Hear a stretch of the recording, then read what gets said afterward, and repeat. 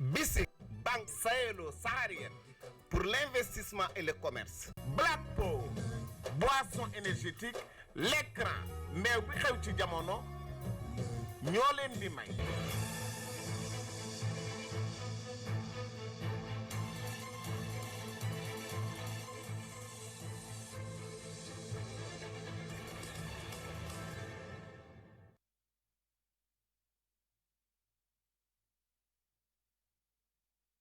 war a ñëwaat waxtaan ak yéen ci wàllu làmb ñu leen di nuyu bu baax ku ci nekk fa nga toog ñu am xol bu sedd guy ci jàkkaarloo ak yow ndaxte tey talaata mu di bis boo xamante ni L'Oeil du Tigre day ñu waxtaane ci tàggat yaram waaye xam ngeen ni làmb moo ko moom waaye làmb toll na niveau boo xamante ni nii il faut ñuy woo borom xam-xam yi ñuy ñëw di toog di waxtaan ak ñoom ginnaaw bu ma nuyoo Alaaji Papa Dieng nuyu Alaaji Moustapha Guèye tey su may invité ñaar la nu ñoo xamante ni ku ci nekk am nga empreinte boo xam ne def nga ko ci am nga ko ci biir làmb kenn ki di Cheikh Sarr nekkoon président des amateurs ñaari mandat ki ci des di Alaaji Malick Thiandoum bu ne reporter sportif laay wax du ma wax rek reporteru làmb ndaxte bari na yoo xamante ni reporté na ko ci football ci basket ba ci làmb te it am nay événement yu bëri yoo xamante ne nii reporté na ko rawatina bi mu nekk na RTS jóge fa dem na Sen TV tey jii mi ngi ci beneen télévision di ITV mbokk yi ñaar ñooñu la ñu invité tey waaye fi ni tàmbalee rek ginnaaw bu nu sante yàlla nuyu sunuy sama ñaar ñi nga xamante ne ni ñoo may accompagner ci liggéey bi kenn ki di Tigre de Fass bu nee Tigre de Fass làmb yëngu ak li mu fi def ci jaloor chaque jour ma buy wax bu may wax ak moom yenn saa yi dama koy xam day am fu muy jël exemple ma ne ko jaru ko jëlal ci sa bopp exemple rek li nga def ci làmb pour un lutteur def ko ci wàllu bëri ak xeetu daan du yomb Alaaji Papa Dieng nag moom xam nga bu dee réew mi ak ni mu bindoo bari na lu mu ci xam ci fu nekk rek laa koy làmb bu ñu taxawee ci kanam sax dinaa ko indi ci benn finalu coupe du monde ma xool lan la ciy tontu mbokk yi waaye balaa ñoo commencé dañuy wax ni Ndakaaru dafay waaj a am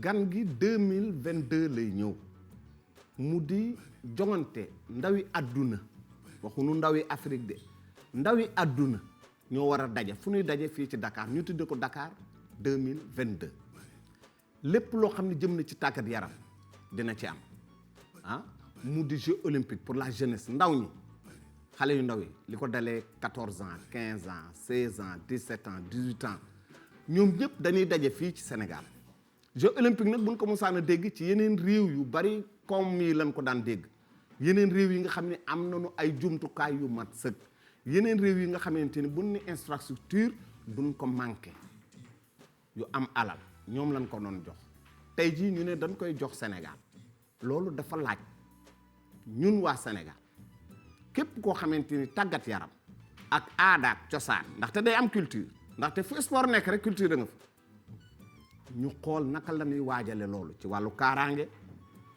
ci wàllu mobilisation ci wàllu dalal gan ci wàllu yépp nga xamante ne nii bu nit ñi ñëwee teraanga googu ñuy dégg Sénégal ñu gis ko loolu moo tax ñuy ñaan doomi réew mi ñu waajal ko xam nga bu ñu demee ba jox ko suñu réew c'est parce que suñuy kilifa am na gëdd gu ñu leen jox ba tax ñu jox leen ko ndax réew yi Afrique yi fi nekk ëpp nu doole fuuf mun ñu ngi fi ñu war nañ leen ko jox réew mu mel ni Tunisie infrastructure yi mu yore yoruñu ko réew mu mel ni Nigéria ak réew yeneeni réew Algérie Maroc ak ñu nii mais ñu ne non Sénégal la ñuy dem kon donc suñuy kilifa bokk nañu ci li tax ñu jox na ko gëdd googu ñu jox président de la République te it mu am ci réew mi ay doomi réew mi ñoo xamante ne ni sur le plan sportif jox nañ leen gëdd ci àdduna bi ku ci mel ni président Diagne Ndiaye bu melo amoon geneen melokaan mën nañu koo bañ a jox waaye mu yor ko ba pare ànd ceeg ñoo xamante ne nii seen xalaat seen xam-xam lépp mi ngi jëm ci tàggat yaram mbokk yi nag loolu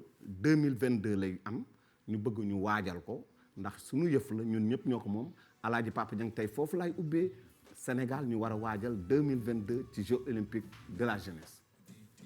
jërëjëf Bécaye ginnaaw bu ñu nuyoo téléspectateurs yëpp wax nga lu am solo ndax dañu jox Sénégal loo xam ne mosuñu koo jox pays africain Jeux olympiques de la jeunesse en 2022. tudd nga Diagne Ndiaye mu liggéey ci lu mag a mag. parce que bu fàtte ni dafa bokk CIO. comité international olympique dafay siéger foofu. muy xale boo xam ne nag Ndar la dëkk dafa la juddoo. màgge Ndakaaru nekkoon Goro Babacar Ba ministre de l'économie et des finances à l'époque. mu déjà loolu rek atul woon pour moom am relation yu bari yoo xam ne ci turu Babacar la ko amee. nekk na xale bu set loxo. liggéey ak waa compagnie sucrière sénégalaise ñoom Mimran. jóge fa nag xam ne nag léegi pour mu egg ci niveau mondial bi il faut mu bokk ci fédération. ou mu diriger ko. ci la ñëwee ñu yóbbu ko ci tennis bi. parce que boobu Lamine Diack moo doon président CNOS. mu nekk président fédération tennis. di organiser fii ay compétition gis nga ko ba tàyyi. jóge fa tamit di xale boo xam ni maanaam ci milieu banquier bu mag bi la bokk. donc taxawaayam ci CIO ba dafa am lu bari loo xam ne indil na ko Sénégal. moo tax bi ñu amee xalaat bi mu waxtaan ci ak président de la République mu nu ko pare naa pour jàppale la ci mu dem porter maanaam candidature Sénégal ñu bari sax yaakaaroon nañ ni du sotti. ndax li nga wax Afrique du Sud bu taxawee. Maroc taxaw. Tunisie taxaw Égypte taxaw Tunisie taxaw. xam nga pour Sénégal gagner dafay difficile. ndax infrastructure sportive yi ñoo ñu am comme li nga wax ñun amuñu ko. mais nag heureusement loolu le CIO teg ci table ji ni kiy organiser il faut que mu am ay infrastructure ñoom ñu engagé wu ñoom seen bopp. autorités sénégalaises yi d'accord ci loolu. ni dinañ commencer chantier bi comme ça avant mars 2022 dina pare pour ñu mun def Jeux olympiques yi donc lu mag a mag lañ jox Sénégal. lu mag a mag la ñu jox Sénégal waa Sénégal yëpp war ko waajal Moustapha Gueye dem nga Jeux olympiques organisation Jeux olympiques du lu yomb kon bu ko Sénégal amee am na ay matukaay yoo xam ne war nañ koo jël ngir dalal gan yi. macha allah age Bécaye waaw loolu di wax dëgg yàlla moom maa ngi demoon Jeux olympiques 1988 à Séoul ñu def benn stage en Allemagne de 15 jours defal benn stage en France de 1 mois. doo ko dem des Jeux olympiques. donc dafa laaj waajtaay. ñun ñu organiser nag dañu war a am taxawaay am waajtaay. te yi surtout ci côté làmb. te yi boo xoolee Jeux olympiques de la jeunesse yi ñuy wax de 18 ans la jëm suuf. te boo xoolee licence làmb pour bëre 18 ans nga koy amee. kon boog nga xam ne kon am na liggéey bu rëy. bu ñu war a def bu war a xaar CNG bi. ak ñëpp koo xamante ne bëgg nga làmbu. di olympique évoluer pour ñu mën a tàggat xale yi fii ak ñaari at. déjà mën nañ ne amaguñu benn mbër. boo war a mën a participer foofu fii ak 2 ans. fii ak 2 ans 18 ans jëm suuf amuñu fa kenn. il faut ñu waajal leen. foog ñu waajal leen tàggat leen. léegi pour waajal leen ci écurie yi lañ ko séentoo. mais logique bi. jaaroon yoon ci école yi la woon. école de lutte. bu école de lutte oui. mais école de lutte bu ñu pratiquer lutte olympique. xam nga tey lutte traditionnelle pratiquée. ak avec frappe. mais écoles yi les écoliers yi jàng toog di jàng comme doomu Moustapha Gueye. sa doomu keneen ci base boobu la ñu waxoon soutenir dëgg. pour les nos jeunes intellectuels travailler la lutte waaye nag ñu ngi ko am nag ci écurie yi. donc nag approche bu garaaw bu neex bu jaar yoon moo war a am ci diggante le CNG ak les écuries. pour ñu commencer tàggat xale yi. ñu toll ci 18 ans jëm suuf. te dinañ di jeexital boo xamante ne mën na après mën nañu identifier yenn discipline ci Sénégal. ñoo war a mën a indi Sénégal suba ay raaya. ñooy tax hymne national bi retentir. bon am na ci discipline yu nelaw yoo xamante ne war nañoo yeewu. arts martiaux moom mën na ci am lu bari. boxe war naa yeewu. waaw arts martiaux yi gis nga arts martiaux yi booy xoolaat. arts martiaux ñuy jàng ñoo koy def bari. sa doom boo ko xamee ne yóbbu ma karaté. waaw boo ko xamee ne yóbbu ma judo boo ko xamee ne nangam arts martiaux yi itam war nañ ci am ay taxawaay am solo la boxe bi nga xamante ne boobu ba léegi mi nelaw tamit. boxe war boobu nañoo yeewu. boxe boobu xam nga fi ñu toll boxe sur le plan international dañoo suspendre ñu bari.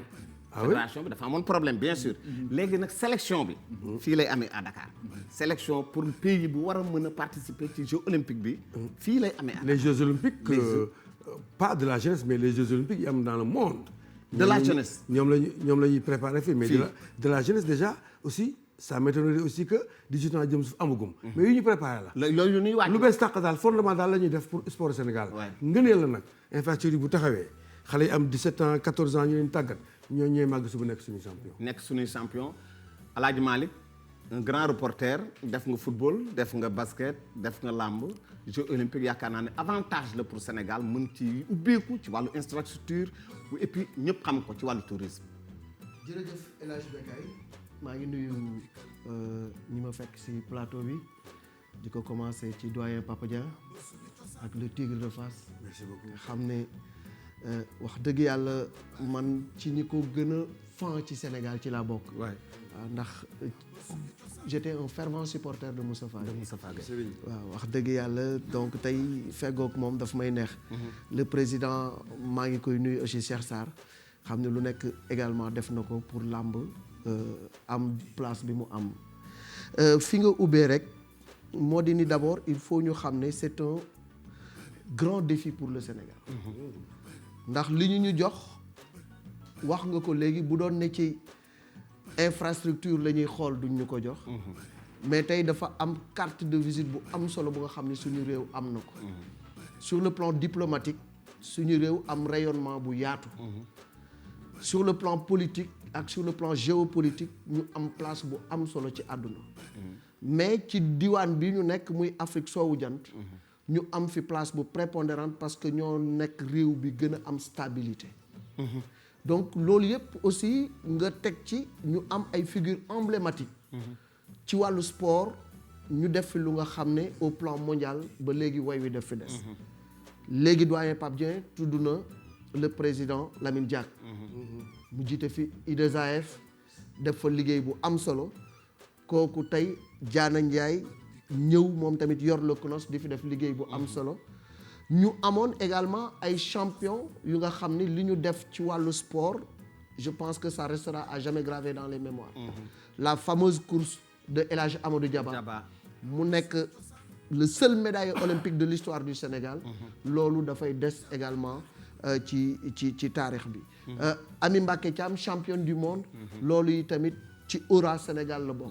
suñu équipe nationale li mu def ci coupe du monde en 2002. ak yu mel noonu yëpp dafa bokk ci li nga xam ne.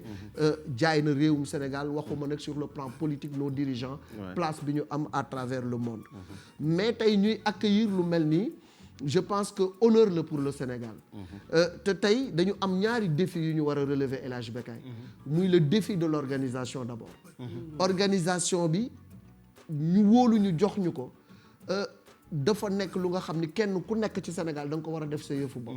parce que bu ñu nee Sénégal pays de la teranga ñun am na nu ñu war a teeroo gan yi tatagal leen dalal leen ba compétition bi jaar yoon. mais li ñu ciy bénéficier wu moom moo am solo. parce que sur le Sénégal sera la vitrine du sport mondial parce que Jeux olympiques mooy li gën a rëy ci àdduna. donc àdduna yëpp dañuy jël caméra yi braqué ko ci suñum réew. sur le plan touristique retombées touristiques yi et économique kenn xamul nu muy toll. sur le plan infrastructurel. tey dañuy rénover le stadium Iba Mar Diop. moo tax sax làmb amatu fa. alors ñi ngi def pose première pierre ak terrain bu mag bi. ak terrain bu mag bi athlétisme. voilà ak terrain bu handball bi. ak handball koy defar. plus maintenant le stade tout neuf. c'est ça olympique. bi nga xam ne ñi ngi koy defar. maa ngi dégg sax ministre des sports mu ne le Sénégal war na mun a positionner wu. après 2022 pour organiser la Coupe d'Afrique des Nations. parce que legs bi ñuy bàyyil. héritage bi ñuy bàyyil dina permettre tey ñu am des infrastructures de dernière génération. donc loolu rek sur le plan défi de l'organisation dafa am solo. mais ñu préparer aussi suñuy ndaw dafa wax na que léegi le but. c'est pas que suñuy xale ñëw jël médaille yëpp. non nous préparons les Jeux olympiques yiy ñëwaat. waajal ñooñu génération bii nii ci lañ ko war a tàmbalee. léegi la ñu war a tàggat xale yi defar leen ñu sawar mën li ñuy def xarañ ci pour Jeux olympiques boobu Sénégal am ci ndam lu rëy Malick wax na ko du rek ñu gagné médaille d'or waaye nunu fexe ba suñu réew ràññeeku ci wàll yëpp ñëpp xam ko te sur bu dee tourisme benn compétition bu nekk. ay milliards de personnes ñoo koy seetaan à travers le monde. loolu moo lay wan ni kon bët yëpp fii lay jëm di ko xool président Cheikh Sarr nuyu naa la. loolu yaakaar naa ne yow mi nga xam ne féete nga ci làmb aussi di nga ñaan làmb ji am ci dara. wax nga dëgg Becaye lutte olympique ah. wax nga dëgg Becaye maa ngi lay fay di nuyu le grand champion Moustapha Gueye di nuyu sunu mag El Hadji Papa di nuyu le grand reporter Malick Thiandoum. je crois que Malick nu mu ko waxee analyser ko. Papa Dieng feelu ko je crois que amuñu dara lu ci wax. parce que ñun bi ñu daan nekk xale ñuy dégg Jeux olympiques daan dégg ex Union soviétique. ñoom Nadia Khomeini xal ñooñu leen daan gis. ñu dem Jeux olympiques. par la suite Séoul donc suñ demee ba yàlla may ñu koy organiser. ñu xam ne Sénégal daal ñun ñoo ko xeeb mais yàlla xeebañu. am na lu mu fi def. donc ñun daal lu ñuy mun def mooy li nga def nii nag nii la su ñëpp doon wax si lii di leen yee nit ñi di si yee xale di leen waajal. di waajal balaa ñuy jot kon dana fekk li wax mais di daal vraiment liñ si war wax yëpp wax na ko. kon ñu ngi koy fàttali rek mbokk yi Dakar 2022 Dakar la kon ñu waajal ko ci wàll yëpp ñun ko dénk tamit ñu ñaanal leen ñu réussir ko Diagne Ndiaye Ibrahima Wade Seydina Diagne ñoom ñëpp ñu ànd ak ñi ñuy àndal seen i collaborateurs surtout nag avec le ministre des sports parce que bu mu sañoon vraiment Matar lu mu dugg mu réussir ndaxte seetlu nañu bi mu ñëwee ak tey jii maase naag sportif yi ànd ak ñoom ci liggéey lu bari loo xamante ni jëm na ci réew mi mbokk yi dañuy daal di dugg nag ci làmb dañ ciy dugg daf ci am lu ci bees mu di écurie bu bees mu di écurie boo xam ne Papa Sow moo ko créé Papa Sow jóge écurie Fass dem sos écurie boo xamante ni nii ma nga ca Parcelles Assainies dañuy xool élément ba nu fa jëlee dellu si waat ci waxtaan bi assemblée générale Papa Sow maaw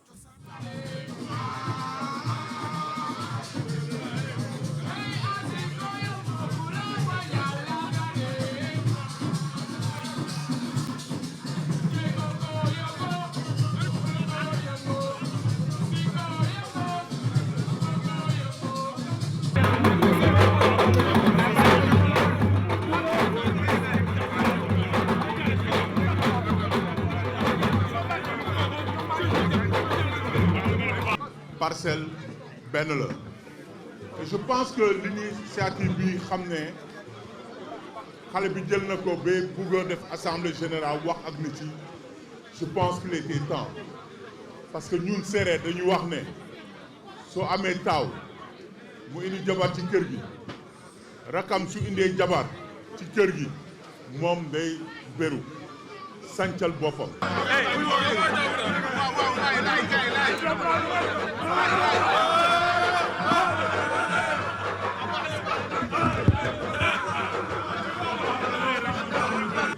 écurie Pikine dafa demoon ba fees dell ma jóg maag Khadim Gadiaga ma ni ko nan dem defari écurie Parcelles nu ànd ak Demba Dia ak ñañ ca àndaloon nu defar écurie ba ma nekk membre fondateur man ak Khadim Gadiaga ñoo ko defaroon kon tey lii bu ñu ñëwaatee fii nun dañ ciy kontaan parce que li ñu doon defar am na barke. lii rek jom na lii rek jom la laa wax tey man su ma daan bi ngeen bu Grand Dakar wetu kër papa yi xale bii tey yi ñoom Dakar bay suñu kër a denn bu ma toogee jota bi su may dem làmb ji damay jooy ba kër ma yàgg làmb ji. Papa Sow maa ngi lay félicité bu baax a baax di la wax ne képp koo xamante ne bii promoteur la na nga teg ci écurie bi loxo lépp lu ñu man lépp lu ñu am si kàttanu yàlla dinañ jàppale écurie bi. talal encore ñëpp loxo ñu ñëw jàppale ñu puisque Parcelles la moom la ñu am fépp fu waay nekk rek ñu ngi lay talal loxo ngeen ñëw jàpp ci écurie Papa Sow bi parce que Papa comme li ma wax rek nit ñëpp la nit ku oyof la vraiment bu ko yàlla fayee xolam rek moom du sonn. Jambar Wrestling Academy. Jambar Wrestling Academy noonu la écurie bi tudd. waaw dundu écurie bi am na fu mu commencé mais amul fu mu yem. waaw donc siège social bi Parcelles Assainies la unité 19 villa 241 association bi li ko yëkkati mooy pour former ay mbër former leen ci bëre lutte traditionnelle former leen ci bëre dóor former leen ci yeneen forme de lutte gréco-romaine lutte olympique. nuyu leen ñëpp sama xol sedd na buy wax dëgg yàlla sama xol sedd na trop waaw di profité di nuyu nag ñi nga xamante ne ñoo fi daje ñëpp ñi fi daje ñëpp amuñu seen fay ñi ngi leen nuyu di profité aussi tamit di leen wax ni am na fu ñu neewoon pendant des années et des années waaye yàlla mooy dogal ànd yàlla mooy dogal tàkk maa ngi leen nuyu ñëpp écurie Fass yëpp maa ngi leen nuyu ci turu Abbas Ndoye leen sàkku ñaan saxwal naa mbir maa ngi leen sàkku ñaan ñu sax dama ñaan dama jëm ni yàlla dafa na ci ndam incha allah. jërëjëf mbokk yi loolu mooy écurie bu bees académie Wrestling yaakaar naa noonu la tudd jàmbaar waaw Alaaji Papa Dieng écurie yaa ngi gën a bari Papa Sow jóge na Fass carrière am yëpp mu def ko Fass boo xoolee li mu def ci làmb dootu ko defeti ci làmb li ko desee néew na dëgg la mu jóge Fass dem Parcelles créer fa écurie loolu est-ce que yaakaar nga ni loolu mooy ngëneel wala la gënul sax ndax bu ñu sañoon du dem ndax dégg nga ñu ko yore li ñu wax ndax tamit nit mënoo nekk ak moom ba yàgg ak moom ngeen di tàggoo du neex. wante demoon nañ ba benn moment lii rek moo ci waroon. tàggoo waaw waay parce que tamit bu fekkee da nga nekk ci benn écurie di am bés écurie ba ñëw daje fa ak beneen écurie boo xam ne du écurie bi nga bokk dafay indi problème. am nañu ne sax Moustapha Gueye ba mu fa demee ci bëreem ak Ama Baldé am na fa ay problème donc c'est un peu compliqué. oui loolu war nañ ko teel a régler. mais comme que fa la bokk juddoo fa màgge fa bàyyam bokk ci écurie bi te chaque fois bu ñuy def réunion bàyyi bi day toog xam nga jël décision dafay metti ndax sama Sénégalais dañ bari ay sentiment ndax bàyyi bi bu toogee rek ci biir réunion bi rek te ñoom ñëpp mu mag leen. Moustapha Gueye mi carrière am bàyyi bi dafay daan sonn. Mbaye Gueye carrière am bàyyi bi dafay daan sonn maag moom ñoo doon ànd. bu ñuy préparer combat. donc mu nekk problème mais defe naa finalement lii mu def rek moo gën. ndax il ne peut pas être entre deux écuries. li ñu koy ñaanal mooy jóge na Fass neexul waa Fass neexu ko neexul ay mbokkam neexul papaam neexul kenn waaye nag situation bi moo demee noonu. parce que parfois dina am loo xam ne du neex. mais mooy am ndax noonu rek la mun demee. ndax loolu mënuloon continuer ndax déjà écurie bi mu daan àndal ak ña muy nekkal adversaire écurie bi mu bokk la. ndax mën nañ bëre. la preuve bëre nañu. waaw kon bon lii mu def daal dañ ko ciy ñaanal yàlla defal ko ci jàmm. amiin te it lu mu ci séntu rek yàlla defal ko ci. Malick fa mu jógee it yàlla def fa jàmm. yàlla bàyyi fa jàmm bàyyi fa ndam. bàyyi fa ndam Malick. xam naa ni c'est une séparation douloureuse. bu metti la parce que je sais que décision la bu nga xam ne même Fass buñ koy jëluñu ko de gaieté de cœur. parce que papa c'est un fils de Fass. carrière am yëpp mu def ko Fass ay waajuram nekkoon Fass tey mu nekkoon sous la coupole de Moustapha Gueye. carrière am yëpp mu def ko Fass bu ñu demee ba Fass di jël décision bu mel noonu c'est une décision très forte donc xëy na dañu dem ba amatuñu pexe parce que lamb comme ni ko El Hadji Papa Dieng waxee dafa am ay réalités. On ne peut pas dire à papa mënuñu ko wax ne bul ànd ak sa waa koñ. loolu kenn sañu ko nit kenn du ko tànnal ay àndandoom kenn du ko tànnal ay xaritam. mais il devait choisir entre nekk ak ses amis wala mu dem nekk ak waa Fass parce que des adversaires potentiels yu nga xam ne dañu war a bëre ak waa Fass dafa nekk ci ñi nga xam ne ay àndandoom lañu ay xaritam lañu. donc l'un dans l'autre tey lii xëy na c'est une décision difficile mais moo arrangé ñëpp. arrangé na papa d'une part arrangé na Fass d'une part parce que bu ñu demoon ba à la longue mën na jur lu nga xam ne musiba lay doon.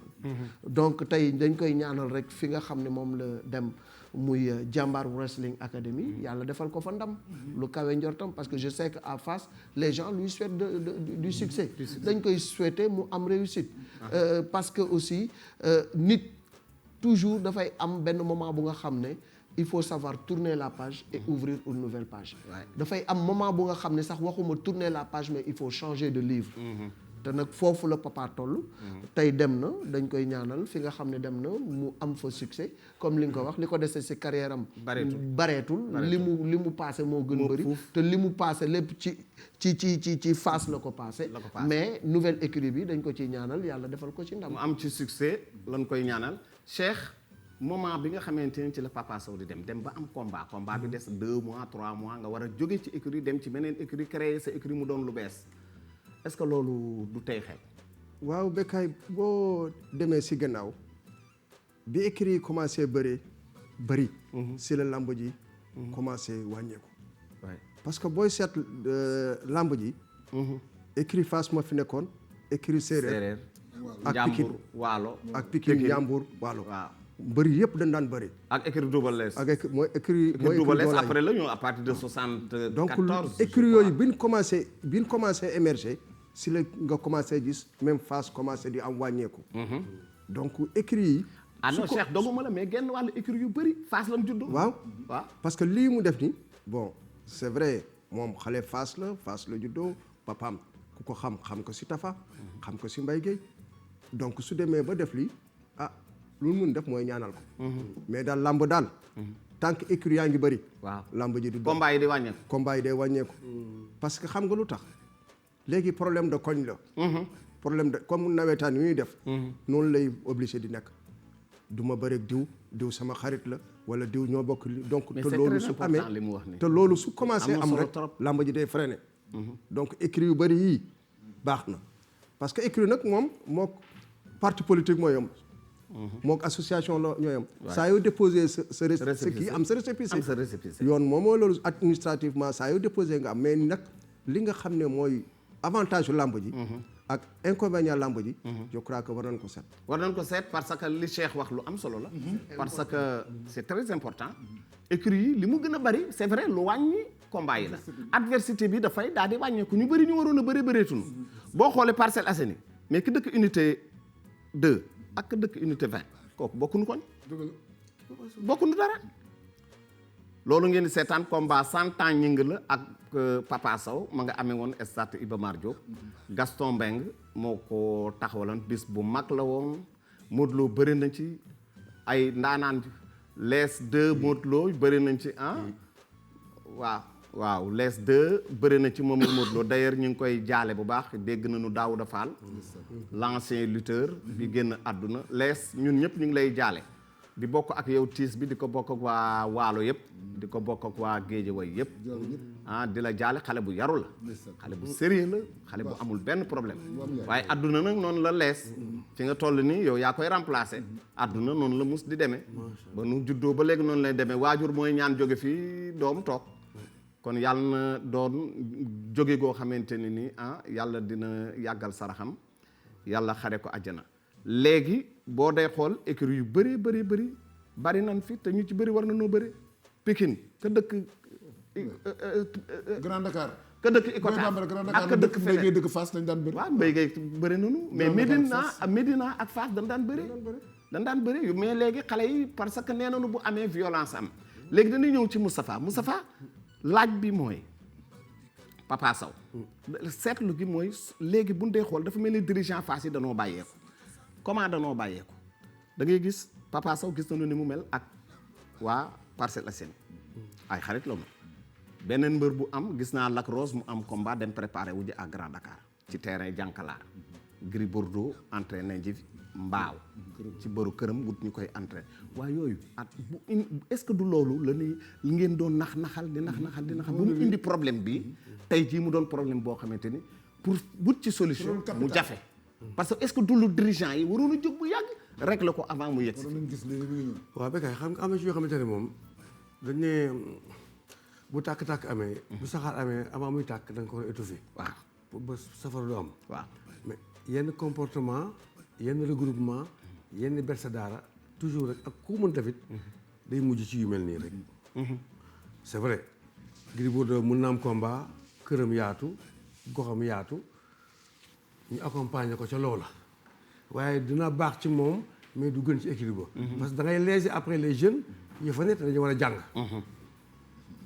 Lac Rose bi nga expliqué on avait des problèmes peut-être au niveau de fi écurie Fass di entraîner ñu déplacé wu dem Grand Dakar ci bayal ci benn terrain de football terrain Jankalaar c'est moins méchant waaw ku ci am combat yi tamit yaa ngi am ku la dimbali ba nga jëlal benn appartement nga nekk faak ñi la équipe bi désigné ñu ànd ak yow en regroupement ou ñi nga désigné sa bopp donc yëpp ça pose des problèmes mais c'est parce que aussi les écuries aussi amuñu moyen yi ñu am mooy mbër may am moyen am ku ko dimbali defal ko regroupement mais amu ci benn écurie bu jël en charge le lutteur au complet wutal ko ay partenaires yóbbu ko di ko toppatoo man danaa jël ay mbër yóbbu sama kër nag denc 4 weer sama mën-mën ak sama yéene te mënuma ko def pour ñëpp te ci say moyens nga koy def bien sûr samay moyens bopp la nga def wax dëgg yàlla te ñoom ñu ngi fi duñ ko teggi te loolu yàgg la maawo tuus boobu téyel ma ko dama koo soxla tuus boobu il faut ñu wane ko ñëpp seetaan léegi su fekkee damay dugg ci Papa Sow lii bu yàgg la woon 3 ans ci ginnaaw la Papa Sow waroon créé écurie kon aujourd'hui yëpp du am mais yëpp yebal kon li nga xam rek arranger situation xool papaam xool fa la juddoo ainsi de suite affaire yi di gën empiré wu rek ba aujourd'hui la séparation quand même quoi qu'on puisse dire n'est pas nickel n'est pas nice rafetul jekkul waaye am na donc dañ koy souhaiter bonne chance mu réussir écurie bi moom ak ñamu àndal ku mu xalaat bu ànd ak yow dina am ndam ñooñu ñëpp ne yàlla may ndam et comme que Papa Sow nañ ko expliqué yàggatul carrière am après moom tamit mu toog tey écurie ba tàggat ci ay xale ba nañ ko tàggate mu sotti ko ñeneen parce que affaire bi moom ni muy demee toujours rek moom mooy lañ def ci yow nga def ko ñu topp sa gannaaw boo ko def ñu topp sa gannaaw rek mooy jàdd nga koñ donc ñu ngi souhaiter Papa Sow bonne chance et mu réussir tout ce que ñëpp di ko yéene lépp loo xamante ne tam def na ko parce que mi jotaay bi rafet na. waaw ñëpp wuyu si nañ ko. waaw donc nag continuité bi dafa war a rafet. famille làmb. famille làmb ñëw na fa. ñu ngi koy ñaanal moom beaucoup de chance ak réussite totale moom ak ñi ma àndal ñëpp. mais saa waay dugg na ci foo xamante ne. c'est important. écurie yi lu ñu gën a bari dafa waroon a gën a baax. normalement. mais écurie bu yokkuwaat tamit rek yaa ngi def 100%. boo demee Pikine 100%. waaw Guédiawaye 100%. Thiaroye 100%. Bool 100%. finalement réduire na chance mbër yu bari ba mu dañu am ay combat ñu ne ñaan bëri 4 5 6 fois. ñoom Mbaye Guèye plus. da ngay sax Mbaye Guèye daal bu les mën na bëri benn mbër ñetti yoon ci année bi. mais léegi soo bëri benn mbër ci benn écurie mooy stock nga bari na def mbër yoo xamante ne dañuy bëgg combat mu tëleen parce que les 100% ñoo ko yàq. alors que c'est pas ça. mais dafa bari Papa Dieng ñaata mbëru lébu ñoo fi nekkoon di bëri seen biir. ñaata mbëru séeréer ñoo fi nekkoon di bëri ci seen biir. mais léegi nag c'est autre chose. affaire bi mais tey la làmb gën a moderne tey la làmb ëpp xaalis tey la ëpp njariñ xale yi bañ a bëri ci seen ah ñu war ci profiter duñ ci profiter. day laa wala xale yi ci ginnaaw c'est-à-dire par exemple ñu ne Gris Bordeaux par exemple ma jël exemple Gris Bordeaux Eumeu Sène. waaw. Gris Bordeaux Eumeu Sène du ñu bëree mais tey jii warul empêcher mbër bi nekk face war a bëri mbëru tay kooka si nga waaw bien sûr bien sûr. mais su boobaa nag ñaari leader yooyu nga xamante ne ñoo fa nekk dañuy gêné wu. waaw dinañ gêné wu bien sûr. gêne lay doon tuuti ci ñoom mais Gris Bordeaux ak Eumeu Sène sax seen dunu bëri bi tam ñoom tamit maanaam mën naa. teguñu ko fenn ci copinage dañ ko xaritoo rek ci benn combat lañ fi defoon dem xaritoo nañu fexe nañu ba bu xaritoo neex combat bu neex la woon combat bu neex la loolu kii yaakaar naa mbokk yi ngeen baal noonu li ñuy waxtaan léegi ci Dakar 22 ministre Makhtar Ba lu ñu bëggoon rek ñaari kàddu rek ñu waxtaan ci ak moom ci ni nga xam ne dégg na ko fii ñu wax ko fii Malick Thiandoum Alaaji Papa Dieng Cheikh Tafa ñu waxtaanee Dakar 22 Makhtar Ba ñu ngi lay nuyu monsieur le ministre des sports monsieur le ministre. Alaaji Bakay. waaw monsieur le ministre ñu ngi lay nuyu bu baax. maa ngi lay fay Alaaji Bakay di nuyu. monsieur le ministre doo ma baal. Alaaji Bakay maa ngi lay fay nga baal ma nga wàññi sa télé nga baal ma nga déglu ci téléphone bi nga excuse. maa ngi lay fay di leen féliciter di nuyu Moustapha le grand tigre de Fass. waaw léegi ñun dañ doon waxtaan ci Dakar 22. waaw ma bëggoon rek. Bekay man du ma seer de j'ai bien compris bu ma jéem a tooñ Bekay. non waa Fatick nga waa Fatick nga. maa ngi nuyu bu baax Moustapha le grand tigre de Fass di nuyu El Hadji Papa Dieng. di nuyu monsieur Sarr le président des amateurs. mais aussi di nuyu Malick Thiandoum di la nuyu bu baax. waaw léegi dañu bëgg waxtaan ci Dakar 2022 léegi ñu bëggoon rek nga am loo ci ñaax. Sénégal ndaxte gis nañu rencontre bi ngeen def keroog mu jëm ci nga toog ak Diagne Ibrahima Seydina ak DC ngeen waxtaan. waaw mbégte lañ ci am parce que lii nga def nii ci biir émission bi lu am solo la. parce que lu soxal ñëpp dañ ko war a waxtaanee waruñu xaar ba mu yegsi. te li ma seetaan ngeen wax ko wone na ni tey ku nekk daf ko war a jël ni ko Malick waxee jël ko def ko yëfu boppam. cet gi ci la bokk comportement yi ci la bokk ubbeeku bi dafa war a gën a yokku te ñu xam ne àdduna ñoo ñëw Sénégal mu nekk nag lu ñu jagleel Malick maa ngi koy tooñ léegi ne ko mbir yi bu ko kenn gisee ay mbiru stade wala benn mbir c'est une question globale tey ñi joxe Jeux olympiques yi dañu am doomu Sénégal bu tudd Ndania Ndiaye yàlla may ko kattan may ko xamel mu liggéey la mu war a liggéey en tant que comité olympique waaye Sénégal la ko ngemboon muy gouvernement Sénégal di président Macky Sall jàppale ko ñu wér nag joxe bi ci liggéey bi kilifa gi di liggéey ci réew mi parce que bu fekkoon ne Sénégal amul Dakar Arena amul arène nationale bi ñuy bëree amul TER amul lu ñuy tuddee aéroport amul autoroute yi bu boobaa Sénégal day am jafe-jafe organiser lu mel noonu parce que nit ñi duñu mën a déplacer nit ñi duñu am fu ñu defee jongante kon tey mayonnaise bi andi lii muy mayonnaise bu nit mën a lekk moom mooy am nañ comité olympique am kilifa gu ko jiite mën a waxtaan ak ay nitam ñi bokk comité olympique waaye am nañu réew moo xamante it vision bi fi ko ci chef de l'état teg ci defar réew mi nit ñi mën di déplacer wu nit ñi ami jumtukaay loolu yëpp bi ñu ko boolee ak dal gi am ci biir réew mi ci diggante sportif loolu lépp bi ñu ko boolee looloo tax tey Sénégal au nom de l'Afrique mu war a organiser li nga xamante mooy Jeux olympiques de la jeunesse. sportif yi xale gars yi waxtaan nañu ci waajtaay gi ñu war a waajal sportif yi xale yi ci wàll yëpp nag ci discipline yëpp parce que keroog fédération yëpp nga fa lan nga ban xalaat nga am ci loolu. waaw lu nit doon def benn na ko def fukk. loolooy fayda. gis nga ñi yore làmb ji war a créer condition wala accompagner nit ñi pour lutte olympique ak loolu yëpp dox ñi war a def football ñi war a def yeneen i mbir ku ci nekk bu doon def benn na ko def fukk. loolu moom mooy relever li nga xamante mooy défi de la participation. li nga xamante ne mooy organisation nag état bi li mu war a def na ko def li CIO war a def ak comité olympique mu ngi ci dinañu ko def te Sénégal yàgg naa ami défi di ko relever loolu nag ministre des sports rek mënu ko comité olympique rek mënu ko Sénégal yëpp a ko bokk. ñëpp ci ànd. ñëpp war a ànd ak dal parce que loo xam day am ay 5000 volontaires. 4675 athlètes war fi ñëw. ay officiels. loolu yëpp war a nekk ci réew mi lu mot ñaari ay bés. loolu du mbiri caaxaan. loolu li muy andi ci réew mi nag ci wàllu diplomatie ci wàllu économie ci wàllu tourisme ci wàllu yeneen secteur dafay am solo tey li muy niru rek mooy sport moo nar a nekk li nga xamante mooy tronc d'arbre bi. car yi mu war a yóbbaale xob yeeg lépp am solo ci li nga xamante moom la ñuy def. loolu nag su fekkee ne jot nañoo am loolu di jumtukaay yi ñu am muy Dakar arène nationale Iba Mar Diop Tour de l'Oeuf mooy piscine olympique ak terrain golf yi nekk Saly président Macky Sall war a dem le 20 teg li nga xamante ne moom mooy xeer bu njëkk stade olympique. loolu nag dama ci profito. yow Bécaye ak ñi toog foofu yëpp invité leen parce que yëf yi du mbiru football. mbiru sport la. sportif yëpp ni ñu defoon ca pose première pierre u arène nationale. mooy maquette bi ñu wane mooy maquette bi. ngay gis maquette baa ngi nii. mooy dàq lii sax mooy dàq lii moom mooy dàq lii. su ko defee ñëpp war a ñëw nag. gunge kilifa gi mu teg xeer bu njëkk bi. loolu dénk naa ko sportifu Sénégal yëpp di rafetlu nag. seen teewaay man damay seetaan ay di Tigre parce que dana tax làmb ji lu ci xew nga mën koo xam. lii sportif yëpp a ko war a seetaan surtout ñu bëgg làmb. dëgg la parce que coow li koy andi yëpp ñàkk a maîtriser. waaw bëree moo tax. mais boo maîtriser bëree. buñ daanee sa mbër sax te daan ko ci technique bu am solo au lieu nga mer. da ngay kontaan parce que di nga ko mën a gunge ba beneen yoon mu mën a am xam-xam. mais boo bëggee seetaan làmb te xamoo luy daanu. xamoo luy bëre.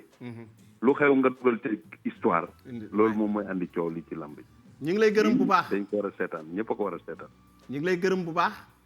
jërëjëf maa ngi lay gërëm laaj Bécaye. waaye jërëjëf monsieur le ministre ñu ngi lay gërëm bu baax yaakaar naa ni loolu dégg nañ ko mbokk yi dañ doon dellu si waat ci Dakar 22 ñu waaj goo xamante ne ni kon dégg ngeen kàddu yi ministre Makhtar Ba dégg ngeen it li mu wax ci ñin ko dénk ku mel ni Diagne Ndiaye leen ci wax ak ñeneen ñoom Ibrahima Wade ak ñoom Seydina yëpp ci liggéey bi la ñu bokk te ay doomi réew mi la ñu te xam nañu réew mi te li tubaab yi man nan ko li ñuy def xam nañ ko kon yaakaar naa ni dina am solo lool ci li nga xamante ni moo di réew mi kon loolu am nañ ci mbégte kon ñu ngi woon ci écurie yu bari yi mais écurie yu bari yi c'est vrai que bari nañu Malick mais bëre bi ci boppam dafa mel ni lu manqué est-ce que am na ba tey ay vrai entraîneur yu mën a entraîner xale yi ci vrai bëre ay bërekat. bërekat nga écurie yu bëri mer ngeen moo ko sos.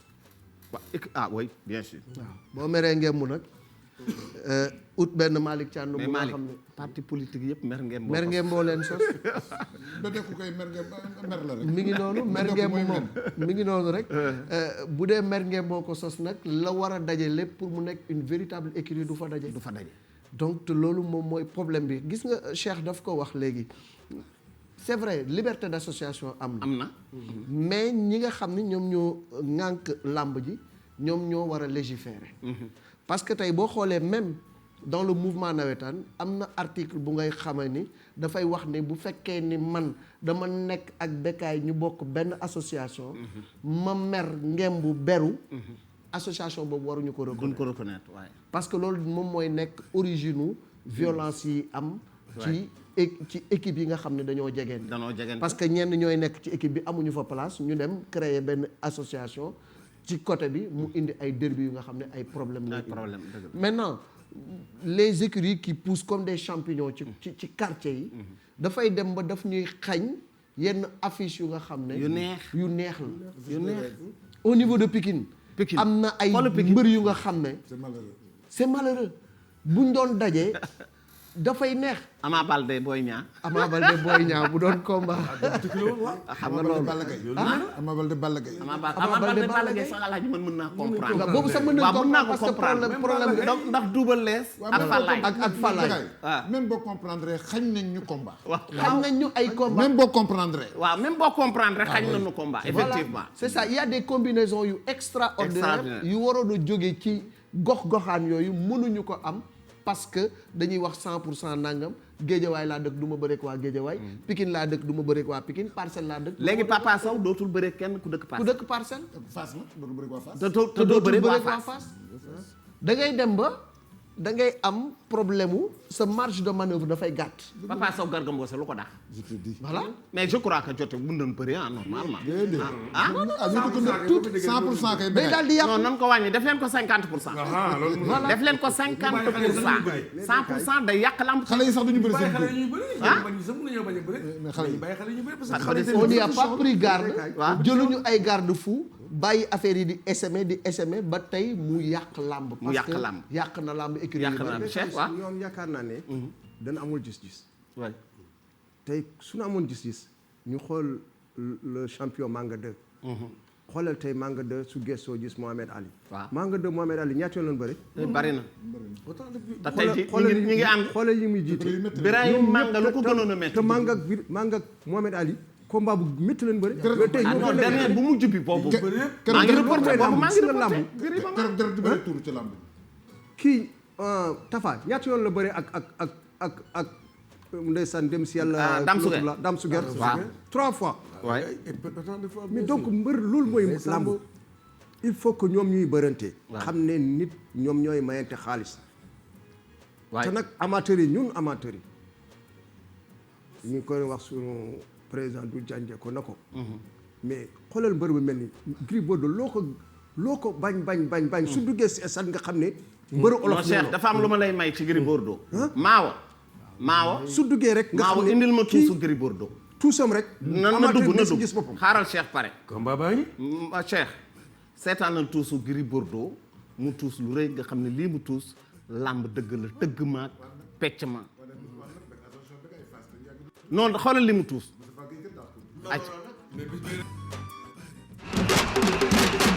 laay la laa Gris Bordeaux ngi noonu mi ngi jëm ci ñeenti xibla yi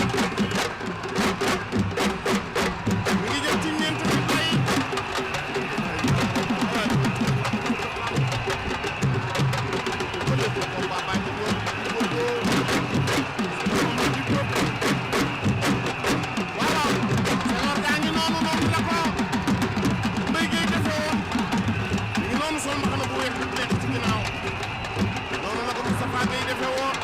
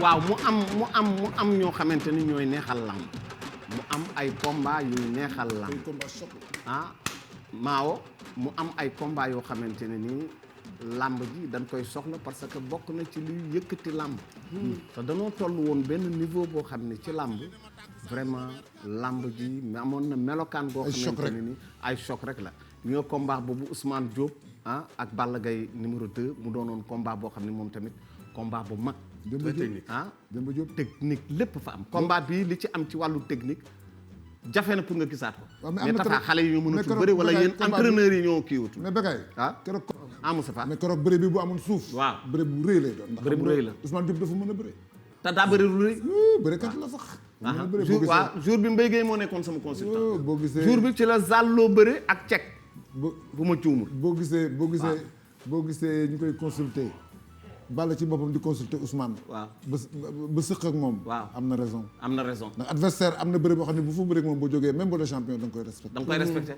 waaw moo tax mu respecté ko. bu mujj bàyyi ko waaye moom moo déclenché. am na xam-xam baag yëpp mais ce jour là. dafa rafet. bon voilà mais xool Yékini Junior. Yékini Junior ak Issa Pouye. gis nga lii gis nga ko 2006 la lii. boobu bi temps yii bëri dëgg. ñu ngi bëri parce que bëgg nañoo doon champion. waaw mais léegi nag aussi kon dafay yell jaadu ci ñi tëgg làmb yi. fexe ñu indi ay produits yu bees. am na fi. bari na fi. ñii produits yi ñu gis ba pare consommé nañ ko ba buñ ko doylu tamit ñu ngi koy soxla tout le temps mais nañ créé produits yu bees gis naa fi ay xale yu mën a bëri.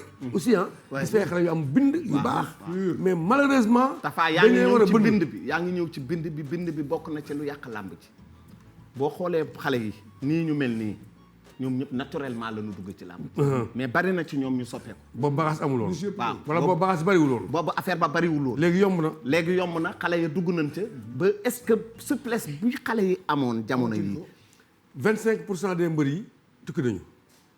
waaw 75% des lutteurs am nañ ay copains yu nekk en Europe li ñu nee bagage ñuy naan. waxuma kenn daan naan lu bon nag. boo waxee ñu tuddee ko nutrition. boo waxee ñu tuddee ko complément alimentaire. boo waxee ñu tuddee ko anabolisant y en a trop mais ak lu ñu mën di doon rek baaxut. am na ñu koy défendre nag. anyway ñun de wax dëgg yàlla. suñuy jamono laaluñu ko woon. moo tax dañuy gis ñu wow comme set. suñu veines yi génn abdominaux yi tracé plein de choses naturellement. mais léegi nag naturel boobu dafay deñ li koy dindi mooy li ngay jëfandikoo pour naturel jaxatu ngay sonn pour am ko. naan ko rek mu ñëw ci yow. donc mën nañ fi lim autant de mbër yu dul jeex yi ko doon jëfandikoo ba taxaw avoué ko. jékki-jékki seen lex yi génn ñu ne yi jékki-jékki seen femme yi génn seen biir yi génn am na ñu fa jógee sax moo yàq seen carrière non bien sûr boo ko limee nag bu subaa ñu attaqué la ci réseaux sociaux yi mais te dëgg la ñoom ñoo toog nangul ko seen bopp de mais boo ko waxee bu subaa ñu xëy woo BMTV ñu développé Moustapha Gueye ba Yékini li mu wax c'est tout le temps comme ça mais pourtant nag Tapha Tine Lac de Guiers xoolal support xool ma yipop xoolal Tapha Tine Lac de Guiers support te li ñu wax ni nag conseil la yu baax ci ñoom day tax suñu lamb dil soit naturel mel ni moo doon mel et puis encore CNG aussi dafa dil soit ci contrôle yi antidopage yi mu waxoon mais est-ce qu'il a les moyens non voilà mais Bécaye xam nga xupp daa baax ci ragal Bakar lu mu dégg naaw léegi mbër yi ba ñu déggee ne CNG léegi boo bëree ba pare dañuy jël ci saa si yóbbu la nga dem tuur ndox ñu analyser ko ñu bari ñëpp dañoo tegg tànk mbër yi ñu waat normal mais ces temps-ci yi gis nañ ne yi fee ngi jël si waat ndànk-ndànk nag wax ko léegi nag ñu jël ci matuwaay moo gën ñu xaar ba mu ñëwaat ma ngay jël si waat mbëri normal attan nañu bien bras yi di génn biceps yi génn pectoraux yi génn ñuy bëri lu yàgg muy neex mais léegi mi ngi jël si waat ndànk-ndànk ñu ngi alerté kon CNG ñu faire revenir les tests antidopage pour xale yi tegwaat seen tànk waaw dëgg la yaakaar naa ni loolu mi ngi amee woon Ndar bu mu juumul wala Kaolack Moussa Dioum ak Tonnerre mu nekkoon combat boo xamante ni Gaston Mbengue moo ko taxawaloon foofu ci stade Lamine Gueye keroog ci la Tidiane Faye daan Jaguar jël bu rëy ba yaakaar naa ne ñoo fa nekkoon mu doonoon combat bu mag a mag Alaaji Papa Dieng comme question bi rek bëree léegi dafa tumuraan dafa raar mais bëggoon naa poser benn question Moustapha parce que li ma la bëgg a laaj mooy est-ce que xalaatoo ni tamit mbër don la si le jeunes yi am na. parce que dama dégg Abdourahmane naan moom lu ko def mbër mooy ay waajuram bi ñuy maanaam di ànd ay xale lañu papa ji ak yaay ji peut-être ñu nga am 20 ans ak ay 22 ans. doon ay xale. doon ay xale donc en ci général doole jooju. en général. ñooñu bu ñu amee doom bi dafay am taille dafay mat. kooku ci Abdourahmane Ndiaye laa ko dégg Falam. voilà xam nga am na sens. trop sax ndax tamit xam nga doom joo jur à 60 ans 70 ans wuti naa doom joo jur à 20 ans. à 20 ans il y a une grande différence. scientifiquement. nga baal ma maa ngi profité ci occasion bi di nuyu Hadj Birame Ndiaye xalifa général Kulu Mbër. dégg naa mu koy wax. nee na boo boolee ñaari ndaw. ñu sëy meññeef ba fay génn. dafa mën a doon kaamil waaye boo jëlee màgget. boole ko xale. mu am benn pourcentage nga jël ñaari mag. ñu am doom it ba tey dee wàññi ko. dëgg la waaw léegi nag. ñu gisaat encore gëstu ne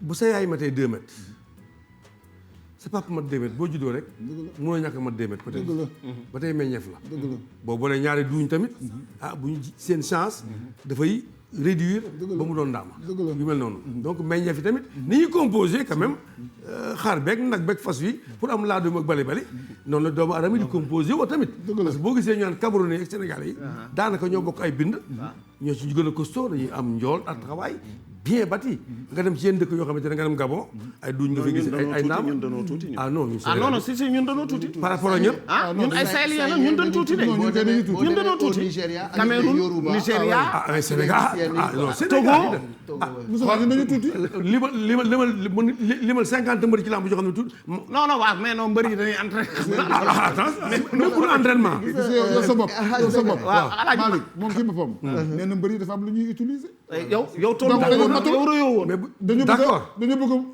bëgg mottali ko moo tax ñu koy def yow rëyoo woon Mbaye Gueye rëyul woon dëgg la on est d'accord en général nag làmb ñi fi mën gën fi bëri ay prouesse technique nekk ñu ay ponkal yu rëy waaw ndax noonu ñoo dàq bëri techniciens yi moom mais tout simplement parce que seen corps dañ ko moom dañu mën a mobile dañu mën a dugg dañu mën a génn Moustapha bu ñu dajee kuréel Malick yaram bi la wala lan la Moustapha mi poids de forme am c'était 95 kilos. macha allah waaw 95 bu ko et puis yoree doon bëri ku yor 100 120 130 ak noo mënti toll bu amee tey seen 95 kilos lu ko neex mën na ko def ci yaramam lu ko neex mën na ko def mbër bi parce que amoon na souplesse boobu amoon na technique boobu ñi ngi wax léegi ñu ne âge Pape mu ne est-ce que mbër gi du don mën na nekk don mais don boo ko amee aussi dafa am lu koy feeñal lu koy feeñal mooy liggéey bi nga war a def pour nga nekk mbër kaami beneen bi ci des aussi di nga am ay prédisposition technicien bu mel ni Tafa gis ni kii war na mun a nekk mbër mu làq la liggéey ak yow ba def la mbër mais léegi li ñu remarqué mooy lan Tafa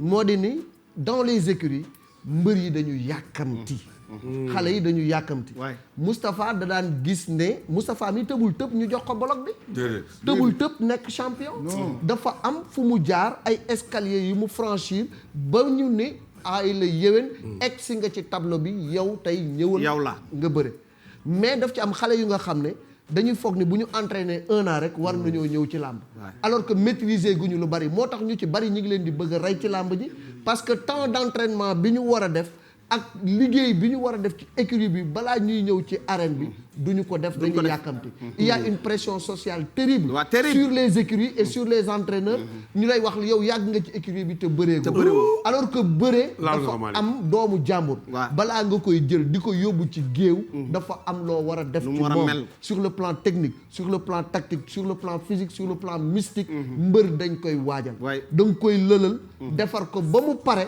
nga soog ko indi ci làmb ci géew mais léegi xale yi ku ci bëre juróomi combat sax ñu ne la champion nga commencé réyal nga commencé sa fudd dënn ñu teg le champion alors qu'il faut au moins une dizaine voire une vingtaine de combats avant d'être un champion africain, un grand champion. malheureusement mais est-ce que promoteurs yi amuñu ci wàll parce que des fois ñu jël un lutteur bu matagul la bëree grand combat matagoo sax 3e combat ñu yóbbu la nga bëree grand combat te temps yi looloo fi am on brûle les étapes on brûle les étapes waaw dañuy brûler étape 3e combat nga yóbbu wala mbëru 4e combat muy mais grand Malick xam nga li nga fii seetaan yëpp ay dunu mbëru grand combat dunu mbër waaw lu ko waral mbër sidit la waaw bu la si kenn nax sidit la mbër yi nga gis yëpp sidit la seen papa wala seen najaay ñoo nekkoon mbër il faut nga nekk mbër képp nag koo gis muy bëri nekk champion yi les champions najaayam da daan bëri wala magam sidit la wala baay ba sidit la doo lenn moo am loo xam ne làmb ji léegi amul dëkkaate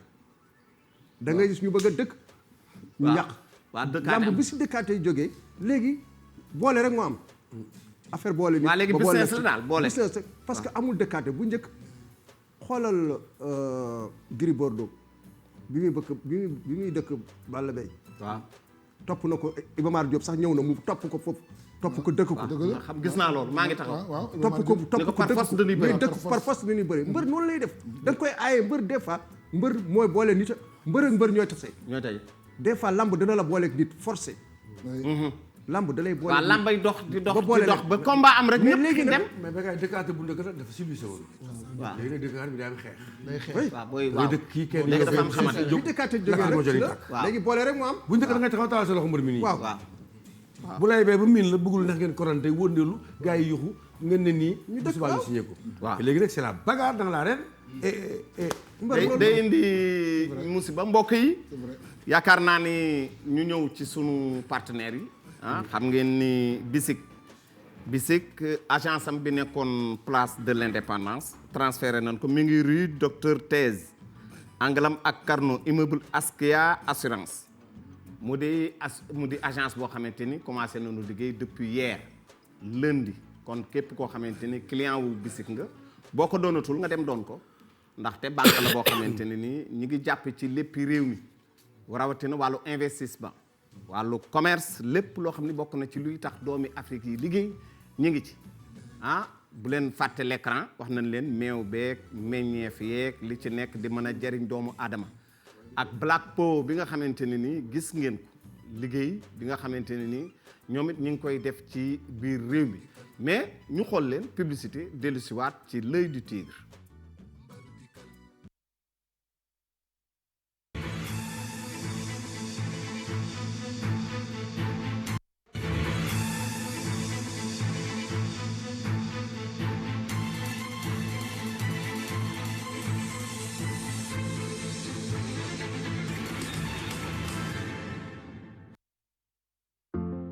Chez nous en Afrique, les conseils de nos aînés sont sacrés. Mon père m'a toujours dit qu'un seul bracelet ne teinte pas.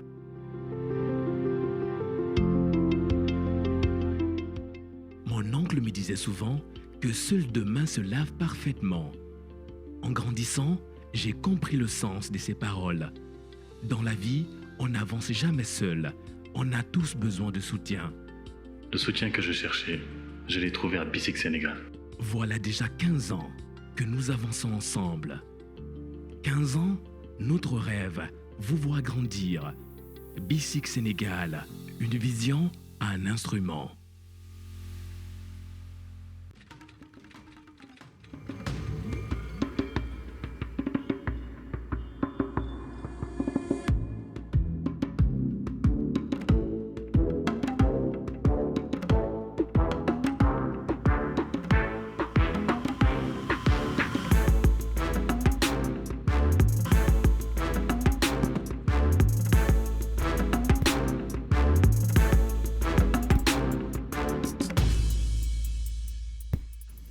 Black Power, puissance et énergie. sama liggéey bés bu nekk mooy toppatoo nit yi maa ngi def li ma mën ndax wérgu yaram dafa am solo maa ngi dox ci li gën tamit ngir toppatoo sama njaboot ni jigéenu Sénégal yu bari maa ngi taamu meewu l'écran bés bu nekk ndax nag mooy garanti meewu nag piir bu am juróom-ñetti ferñeent li gën ci sama wérgu yaramu njaboot te seen wérgu yaram amul njëkk def li gën rek moo am solo te taamu meewu l'écran moo am solo l'écran firnde mbëggeel bi gën a wóor.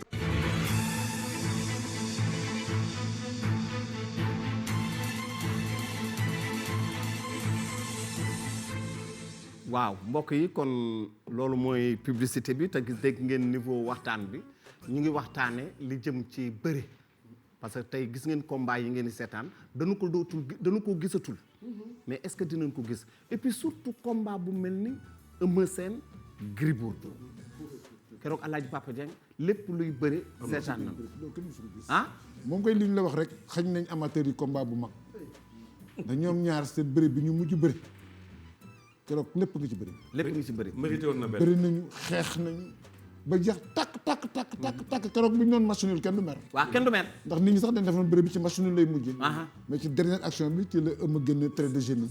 pour daan finalement. Gris Bordeaux. combat yooyu nag mooy li nga wax bu amoon day tax làmb ji gën a neex. tamit te làmb bu neexee dafay indi lu bari. mais bu naqaree dafa yàq lu bari. actuellement loolu situation bi bañ nekk parce que mbër yi moom laay laaj Tafa sànq ndax champion tamit du loo xam ne da ngay tëb doon ko. lu yomb de du yomb la. Moustapha mii bi muy laata encadrement ci la bokk. Moustapha mii bi muy laata doon champion lu ne daj na ko. waaw ndax dafa dugg mais Tafa dafa nangu woon. noo xam lu ko may chance. waaw dafa fekk mbapat. mag ji ci mbapat la génne moom ci mbapat la génne parce que mbapat foofu la affaire bi gën a gaawee. te mbapat amatu. Modou Lo boo gisee mu nekk champion mbapat a tax. ci ngay dajeeg lu ne. ci ngay dajeeg su mu bëri bu ne. dañoo mbapat bu mbapat. xeet bu ne ngay. mais Mbiita Ndiaye ci mbapat la doon star. loolu amatul. moom laa la wax mu doon star. dama ne la ñàkk mbapat Sénégal bi yëpp xam ko te mbapat rek la. Bécaye ñàkk mbapat mi yëpp yëg ni bi 15 ans invisibilité. ñàkk mbapat mi mbapat la ñàkk mbapat mi ci la wàññi bëri gi ci la bokk. xale yi dañ daan teel a bëri boo bëree mbapat 2 ans 3 ans 4 ans 5 ans boo ñëwee arène da ngay pur. da ngay pur Malick mbapat mooy tax. waaw lu combat lëj-lëj nga lijjanti ko. waaw parce que sa yaram dafay mandi nga toll fu métti. da ngay toll fu métti sa yaram dafay mandi bëre. te adversaire yi ngay taseel bokkuñu calibre bokkuñu nu ñuy bëree bokkuñu niveau technique. donc da ngay ñëw ci làmb doo xam sax ñan ñoo fay nekk. doo xam ñuy ñëw. adversaire bi ngay dajeel doo ko xam. tu t'adaptes à l'adversaire ci biir làmb. ci biir làmb loolu mooy dem ba nga fendi ba mandi bëre ba boo ñëwee ci làmb mën a dem. mais xale yi mbapatatuñu. mais boo xoolee tam ñi fi man dañoo mbapat. dañoo mbapat ñi fi man dañoo mbapat. Serigne Ndiaye bii gis nga ko. mais léegi li ko mën a remplacer je crois que mooy dem ci arène. lutte simple bi tey Franc boo gisee lu muy gis nga gis rëg-rëg nga gis lu muy def nga xam ne ak Serigne Ndiaye nga xool lu muy def ils sont beaucoup ils sont nombreux. Balla Gaye nee na ma da daan ànd ak Balla Gaye 2 ñu dem mbapat Balla Gaye di nelaw ba bëreem jot mu jóg dem bëri ji daan ñëwaat. mu ne ko ñëwaatal tëdd ah mu fekkee naa ko Guédiawaye jàmm ma gën. mais xoolal Balla Gaye kan moo dàq Balla Gaye Elton Double S 2 ñett ñooñu fekk naa fi ñu mbapat. Balla Gaye loo ko xañ ci biir combat mu indi leneen. te loolu mbapat moo la koy may. mais malheureusement xale yi duñu mbapat. mais Balla Gaye Gris Bordeaux la crise qu'il y a waaw vas-y parce que fi nga doon waxee léegi nga ni combat yu mel noonu. lamb ji da koo rafle. takkusaan bu nga xam ne. boo xoolee Ndakaaru nga survolé ko doo gis kenn di dox. loolu la lamb rafle jamono yi. te bëree ba doo xam kuy daan. te bëree ba doo xam kuy daan. werante bi day commencer au moins. surprise rek non surprise. werante bi day commencer au moins 3 mois wala 6 mois avant le combat. bu combat bi jeexee ñu continuer di ko commenter waat lu mat weer. loolu moom moo amatul événementiel moom moo manqué ci làmb ji. te li ko manqueel mooy tey ñii nga lim fii léegi. ñuy gunge l'œil du tigre. moo xam l'écran la moo xam Black Power. wala Bisik. aujourd'hui ku nekk xam na ne làmb c'est un montage financier. poche mënta tëgg làmb compte bancaire mënta tëgg làmb ku ko ci def di nga dem xool sa compte mu rës di nga làmb sa gafa ko doo fa fekk nga mere koo deful ku la deful dara donc aujourd'hui émission bi bu ci ñiy jógee dootul amati déedéet vous n'aurez plus Mbaye Fall mi nga xam ne mooy la tête pensante dootul am les moyens de produire cette émission là c'est très compliqué alors loolu tey moom moo gàllankoor promoteur yi ñi fi nekk dañ leen di jaajëfal. mais attends am beneen affaire am na tamit dañoo rafle promoteur.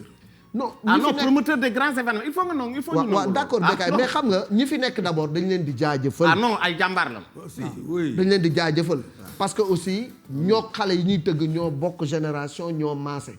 ñoom ñu jël la ñuy liggéey mu néew mu bari. ñu investir ko ci làmb. effectivement samedi bu nekk ak dimanche bu jot làmb am. ñu bëgg a bégal nit ñi di jaajëfal ñu bëgg a bégal nit ñi. d'accord naa te xam nga ni maanaam kuy raam di la boot bu amee taxi dugal la ci.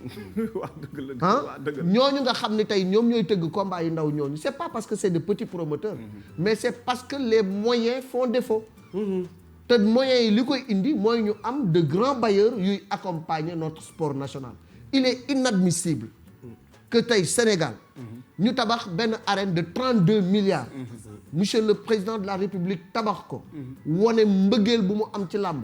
ay prédécesseurs am kenn réaliser wu ko ci moom ci ayam mu réaliser ko. il est inadmissible que moment bi làmb di dugg ci pax. loolu doy na waar. Ça il faut le dire. c'est pas normal. C'est pas normal. et loolu moom Mais- waru mais ko est-ce seetaan que du- parce que c'est sinon parce que- c'est un investissement à mais perte Malick Bécaye. est-ce que du dafa amul ay accompagnement d'accompagnement yu war a accompagner lamb. Voilà. parce Mais que non un parce que du ñu investi- tabax arène rek. bàyyi ko fa. un investissement Il de faut- un investissement bu toll noonu. mënoo ko def te mu àndaloo ci ak lu koy accompagner pour que tey infrastructure boobu mën a nekk lu rentable mënoo tabax infrastructure bu jar 32 milliards. kenn du fa bëre. Kenn du fa wala bëre. bu ñu fay bëre juróomi nit a fay nekk. te maa ngi lay yëgaleen promoteur yi ñu ngi bëgg a jël décision dem bëri ji mbar ñi. ah mais lu ñu mais kuy dem bari ji di seetaan. mais loolu ce serait un échec. ah sëñ Modou nga bari. bu ñu defee loolu ce serait un échec Bécaye ce serait un échec. Mi ngi c'est ci yoon. pourquoi man may wax ne notre sport national doit être accompagné obligatoirement par les sociétés nationales. mais loolu nag c'est l'état moo ci war a jël ay décisions. te c'est une décision d'état. bien sûr l'état bi la. moo war a mën a taxaw. parce que investissement boo koy def da ngay calculer rentabilité bi. ndax da nga war a def compte d'exploitation prévisionnelle. ndax xaalis boobu dafa bari. te état bi am na fi ay sociétés nationales yoo xam ni. dañuy fay impôt. nañ négocier ñoom ci impôt bi. li nga nar a fay impôt jàppale ko làmb ji impôt la. mais tu sais en Europe loolu fa am. mais par force. waaw dañ la koy obligé. dañ la koy obligé. dañ la koy obligé Sénégal nag dafa bari sentiment te xamuñu valeur u impôt ndax impôt rek déjà sociétés yi li ñuy fay ci impôt bi rek bu ñu ko investiroon dans le sport kon du ñu am problème te pourtant loolu moo am Abidjan moo am Gabon moo am ci yeneen dëkk yi. li nga wax dëgg la sinon dañuy def stade bi à perte. léegi pour récupérer ko ak stade ba na mu rafetee ak la fa ne. stade exceptionnel la. nañu ko accompagner avec des mesures. avec les sociétés nationales. je crois Malick wax na ko. soo gisee FIFA taxaw. combat baa ngi noonu maawo gis naa ko de combat baa ngi noonu de. boo gisee FIFA. mu organiser coupe du monde. sponsor yi ñoo tax. bien sûr. soo gisee CAF muy organiser champion d'Afrique sponsor moo tax. je crois que l'état du Sénégal kooku moom moo si war a jóg imposer ko société yi su ñuy wax lamb violence dimanche bii barki démb mais gis nga li xew Pikine li xew Pikine gis nga xoolal li xew te loolu su fekkoon ne loolu rek la te fekkoon ne tey ñun la tey coow li day bëri. waaw te ñoom pourtant ñu ngi leen di ki ñu bañ a ñun ku ñu bañ a sponsorisé mi ngi leen di sponsorisé ñoom ki ñu bañ a sponsorisé. waaw moo wax ko turam bañ leen di sponsorisé moom mi ngi leen di sponsorisé te gis nga tey donc je crois que état bi moo war a jàppale ñii. jàppale lu mu leen jàppale mooy yenn sociétés yi mu leen wax dañ leen jàppale ñii. suñ ko deful du sotti. déedéet parce que 100 millions. 50 millions. nit pour mu loo ko génne si nii. donc suñ ko defee da nga bëgg a seetaan Gris Bordeaux Balla Gaye wala nga bëgg a seetaan Eumeu Sène kii doo ko mën a seetaan. déedéet. Tafa Diop mi ko defoon daaw du ko defati wax dëgg. Tafa Diop mi ko defoon daaw. du ko defaat Tafa ak keneen ak te keneen. nit mun loo jël sa 1 million. nga def ko arena bi nga fay 1 million. waaw 1 million ngay fay. 1 million parce que da nga fay dégg naa ne da nga fay 1 million pour organiser. donc loolu non am na semaine boo xam ne amul lamb parce que chinois yi dañoo xewle woon foofu. donc léegi dañu waxtaan ak li nga xam ne place la fête nationale seen fête la woon ñu jël ñu jël tant maa ngi la yëgal ñun liy liggéey télévision yi fay liggéey bu combat bi tasee 10 minutes après fay nañu courant yëpp boo fa toogee di commentaire kenn du la gis ñoom ñooy imposer seen règlement mais yow canal bi nga gis canal bu fan ci tasee ñaari commentateur toog di wax bu ñu fay jógee mu yàqu. bu ñu fay jógee mu yàqu. fa jëlee non duñ leen fa jëlee bu ko jox mu yàq ko. non Sénégal c'est comme ça. ah non man d'accord naa de li nga wax ni d'accord. xalaat ñu toppatoo yëf yi ci gannaaw. duñ fa jógee. non duñ benn fa karo jógee mooy dañ nga bokk fa karo boobu mooy dindiwaat 100 karo. man d'accord naa ñu toog fa waaye nan waxtaan ak ñoom. dañuy dem. bu ñu demee après mais ñun suñu bopp ñun ñoo am problème mu gestion de nos enfants. voilà looloo tax na ñu ne bu ñu dem. tu as répondu. bu ñu demee affaire bi yàqu. mission lañ ñëw bu leen seen réew soxlaa dañuy ñibbiwaat ñun lañ koy jox. parce que ñun ñoo moom stade bi. Malick ci coopération bi la. waaw Chine am nañ moyens yooyu. defaral la jàppale la téyel la. waaw Chine mën nañ Médoune loolu mi ngi may wax armée bi ni mu géré Iba Mar mais Iba genre terrain bi ay kàmb kese la.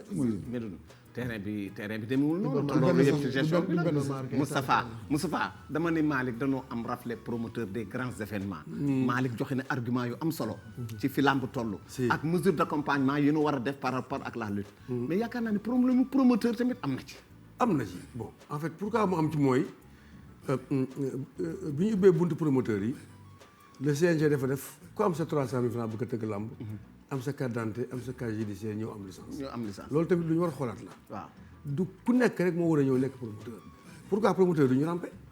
waaw ñu jàng commencé ñu ne bon. pour catégoriser leen sax tëggal mbapat ba pourquoi pare lu ñu catégoriser sax. tëggal mbapat ba pare. mais am na promoteur de grands événements. Luc Nicolaï salaamaaleykum. waaw ak ñi ci des. ñu ñaanal ko. ñaanal ko mu génn ñaanal ko. bu génnoon léegi yëfi jalaa ñoom. waaw bu gënoon nga xam. ah ku dëgg Modou Lo Ama Baldé. di yóotu Balla Gaye. Boy Niang dëgg la. mais est-ce que kon gars yi freiné wuñu te yéen ko freiné lamb ji.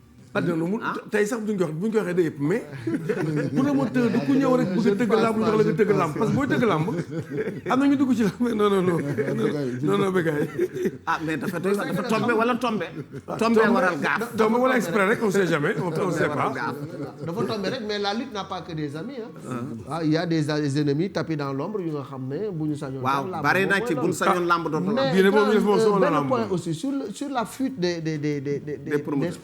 sponsors waaw promoteurs yi dañ ci am part de responsabilité. ah non enveloppe bi nga xam ne sponsors yi dañ ko doon def ci làmb li ko tax a wàcc promoteurs yi ñoom seen bopp ñoom la parce que tey damay ñëw war a tëgg làmb seeti l'écran mu ne ma lii laa lay jox Moustapha Gueye jaar ca gannaaw ni ko li la Malick defal mën naa laa defal lu ko raw wala lu ni toll te li nga ko jox doo ma ko jox xaaj ba du la ko jox waaw comme 200 ngay fay Malick man fay ma fukki dërëm ma offrir le même plat donc ce qui fait que les promoteurs amatuñu tey marge bu yaa maanaam respect bi sponsor bi war a am ci yow crédibilité bi mu war a am ci yow pour nga ñëw imposer ko ni ko lii laa bëgg mais Gaston Mbengue bu daan tëgg làmb tey boo fa tegee benn banderole rek xam nga la nga koy fay. xam nga li nga koy fay. boobu làmb la. boobu làmb la waaw.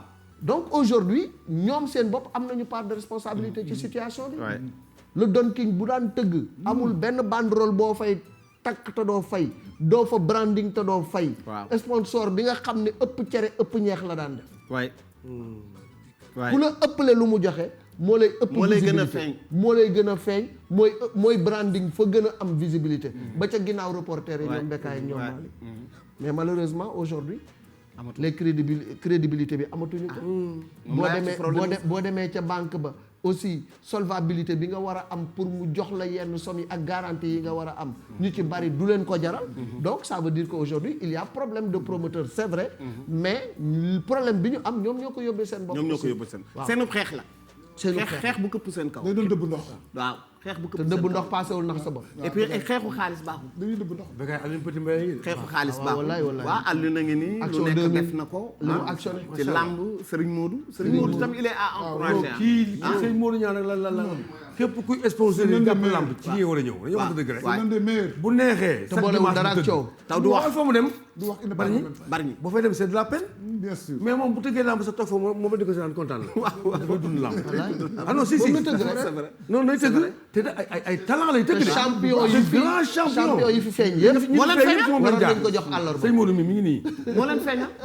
champion yëpp moo leen feeñal. sonn dafa mais kon ñuy ñaan kilifa yi ñu jàppale nu parce que tamit nañ jàpp discipline la boo xamante ne nii majorité jeunesse bi bëgg nañ ko et puis budul sax jeunesse bi Sénégal ci boppam la làmb neex et puis day créer emploi dafay créer emploi te benn combat rek li mu mën a dundal ci doomi aadama promoteur bi sax du xam ñi muy dundal ñan la mais Bécaye on est au mois de février Balla Gaye amul combat Gris Bordeaux amul combat Eumeu Sène amul combat maanaam Lac de Guiers amul combat Garga Mbossé amul combat Garga Mbossé amul combat Gouye Gui amul combat Yékini Junior kenn amul combat la crème de la lutte kenn amul ci combat. est-ce que loolu le Benjamin waaw non le Benjamin est-ce que bëri choisir ñu bëri. moytu bi am na ci mais actuellement nii aussi bu fekkee ni làmb dafa dem ba tey situation am. ku nekk da ngay xoolaat sa bopp def sacrifice pour que làmb ji déclenché waat c'est dans l'intérêt de tout un chacun. man bu ma daan fayeeku 200 millions wala 150 millions. nga xam naa ni tey la conjoncture est telle que loolu.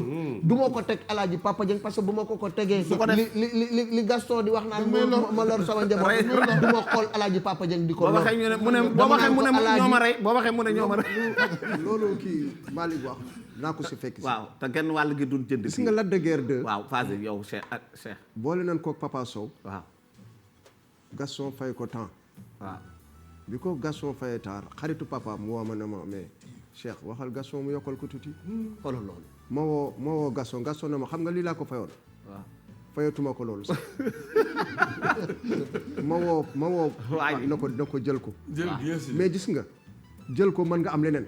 mais daf ko jël daan Papa Sow am Modou Lo. waaw mais noonu lay. nit la koo xam ne nag moom dafa laaj ci xale yi su ñëpp su champion yëpp meloon na moom. je crois que dinaa dévoiler benn affaire. ci li nga wax nii. Gris Bordeaux bàyyi ma ñoom. ñoo fële leen ko tëggee. Gris Bordeaux bàyyi ma ñoom dañu ni ma demal wax laa rek combat ma woo Abbas Abbas ak may seetaan.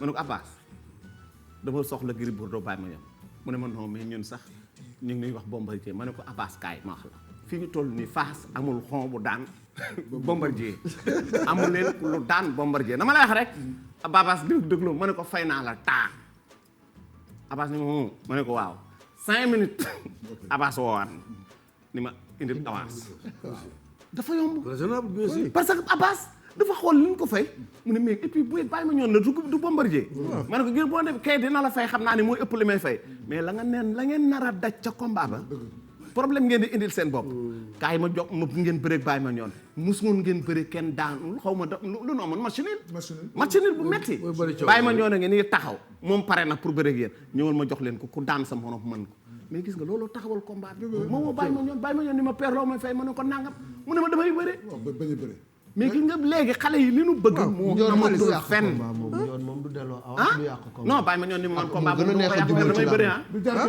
moo gën a neex a jubóo ci la papa ji la woo ni ko papa waxal ak kii nan jëli avance ñu dem jëli seen avance bëri bi mais xale yi léegi li ñu 50 à partir de 60 millions est-ce que amati na fi amul 80 amatu fi wala boog am nañu ko mën xëy na am nañu ko mën waaw dafa lay jaral sax ñu def année blanche da nga ci gis mbër mu ci fay 70 millions nga lànk ko saison ba dee nga dem saison prochaine ñu fay la 60 nga bu ñu ko jël fin de saison perte nga benn année perte nga 70 millions des fois il faut monter et descendre mais Bombardier def na ko Tafa Bombardier bëre na fii 30 millions xaw ma 40 millions après jël cek bëre 15 millions. 15 millions waaw mu daanee cek mu yéegaat 60 millions. yéegaat bëre Yékini. bëre naa 800 000 bëre dollar la da yéegi waat bala béy 1 wàññeeku bëre 200 000 ak Mbaye Samb.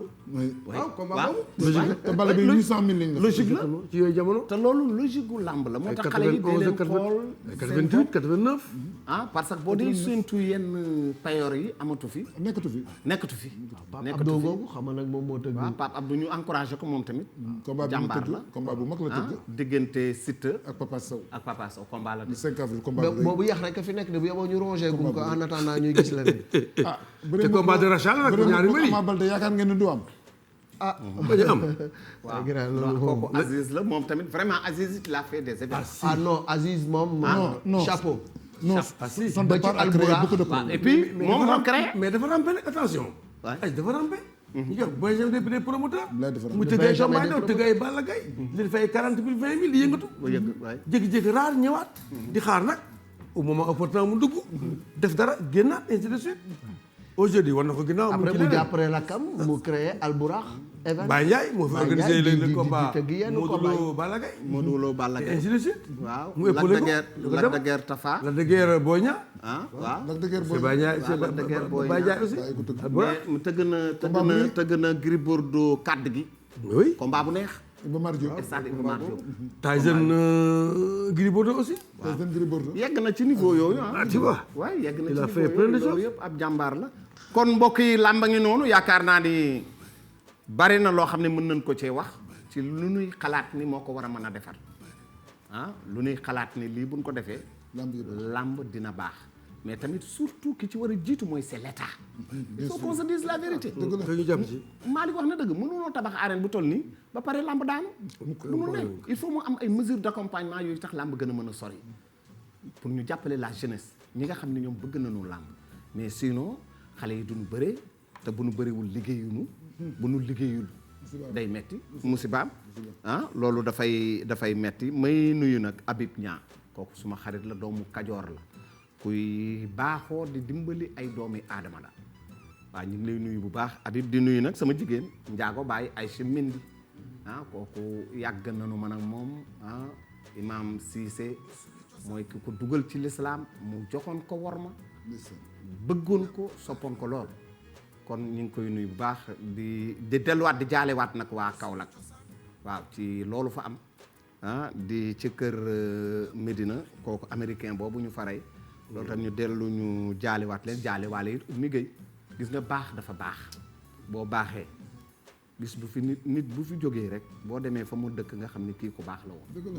waaw boo fa dem keroog Oumy Gueye bi nu demee ci dëj ba gis nañu la fa am kooku nit ku baax ko man gis nañu Bàcc Diop Bàcc Diop tamit keroog bi ñuy jeexal lan nuy wax ni dafa gaañu te suñu xarit la woon man ak Alaaji Papa Ñaŋ ak Moustapha mu bëggoon nu lool nag ba pare nag Ndaat Fall la dëkk te man dem naa Ndaat Fall samedi falaa gàmmoo ndax gàmmoo Ndaat la foofu buur yëpp fa lan dëkk buur yëpp Fall lan sant kenn rek ci sant Diop mooy maami Bàcc Diop la jox Samba Koura Diop kenn du moom lu baax rek la def dëgg la buur yëpp Fall lan sant ak ku mu xamul kenn ci sant Diop muy la joor bu la gisee bu dajeeg yow dafa buuri Kajoor yëpp waaw Kajoor yi laa wax nekkoon tamit sportif bu mag ndax xam nga course hippique rôle bu mag la ci daan joué mooy organisation bi ñu ngi jaale Cheikh Niang ndax bañ fa demee fekk ñu ko fa cuuc la ñu dajee mooy Cheikh Omar Baba koy ñoo toog Omar Junior di la wax ni daal course hippique mag ñàkk nañ ko mag nit ku toll ni Bàcc Diop waaw mi ngi noonu ñàkk nañ ko mag a mag yàlla na ko yàlla xaral mi ngi noonu jàmbaar koy jaale ñëpp bëgg lu baax bëgg lu baax kooku yaakaar naa Mbaalo aussi Demba Mbaalo notre photographe bi nga xam ne samedi bële ñoo ànd dem finalu Matar ba ñoo bokk benn bus bu ñu dugg Malick demandoo ñëwandoo on s'est quitté à 2h du matin samedi bi ci topp ma gunge ko ci sëg ya denc ko Malick bokk ci ñi ko denc jeudi maag Mbaalo daje nañu à l'université vendredi ma xëy ñu ne la gaañ ubbi sama téléphone gis ni Mbaalo dafa gaañ jeudi la veille adduna na kon loolu mooy wane ni yàlla pare na loolu yàlla rek am googu fit googu yàlla rek a ko am waaw kenn ñi mu ko te it ñuy moyandi ko ni yéen fi doon waxtaane keroog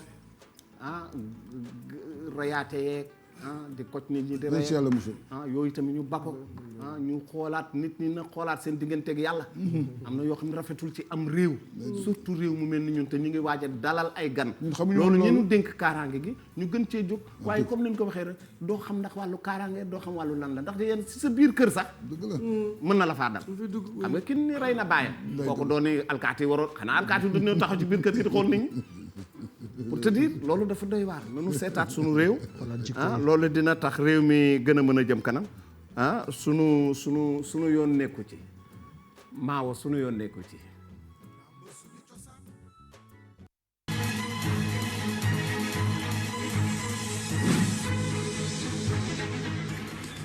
sunu yoon nekk ci ñu ñëw ci benn événement oblige Papa Alé Niang dafa bëgg bind livre bi mu bind am na ñun ci tuumaal ni am na lu nu lekk muy bëgg a xam sax nguur gu ñëw rek mu am ku bind livre ni diw lekk na lii diw lekk na lii waa loolu kañ lay dañ Alaaji Papa Dieng tant que mi ngi am ay service de contrôle yoo xam ne dañuy def ay rapport te rapport yenn saa yi presse bi dañ ciy jot loolu xam nga déjà rek bunt la boo xam ni dafay permettre ñi nga xam ne dañuy liggéey ci investigation ñu génne ci dara ndax rapport yi mooy génne scandale yi kenn demul ni diw def na scandale te tegoo ko fenn Papa Alé am naa ci rapport yi la xool am lu mu wax rapport yi nag jaadu naag jaaduwul dëgg la ak dëgg la kii ko génne kii ko warul génne kooku c'est compliqué peut-être am na beneen niveau boo xam ne bu fa eggee ñu ko réglé suñu lanterne dina gën a leer mais pour le moment nañu fiyewu rek ni en général bu livre yi mel noonu amee dafay am foo xam ne fa la jógee day am source te source bi mooy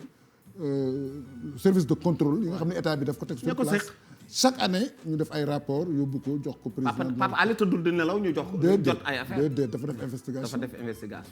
Papa Ali Cheikh lu ci sa xalaat fonctionnaire nga dama élève Latif Coulibaly la Papa Ali. Latif Coulibaly élève am la. ak ñaari moteur Wade ya. je te dis. ak un opposant au pouvoir. voilà Cheikh nag fonctionnaire nga yow. waaw mais dal quoi coolement rek. comme nu ko papa yee waxee rek jàmm daal si la lépp xaj. jàmm daal ci la lépp xaj. ñu def jàmm. ñu ñaan jàmm rek. ñu ñaan jàmm Malick. voilà xaaral. ñu si mel ni cour des comptes. lu si mel ni inspecteur général d'État. ñooñu ay ndaw lañ. ñoom dañuy seet donc lu ñu dem ba gis. ba keneen wax ko. loolu tamit nañu seet rek lu baax lu baax rek lu baax daal nañu def jàmm daal. jàmm waay Malick. c'est-à-dire tey damay jàpp ni man c'est la République qui est en danger. parce que de Senghor à Abdou Diouf ba egsi ci Ablaye Wade ba egsi tey ci Macky Sall République dafa am nu muy doxee am na lu nga xam ne toujours daf daan am. mooy lii ñuy def nii. waaw musu fee jóge. musu fee jóge. contrôle. musu fee jóge. càmbar musu fee jóge. mais daawuñu ko étaler sur la place publique ba ku nekk jot ci.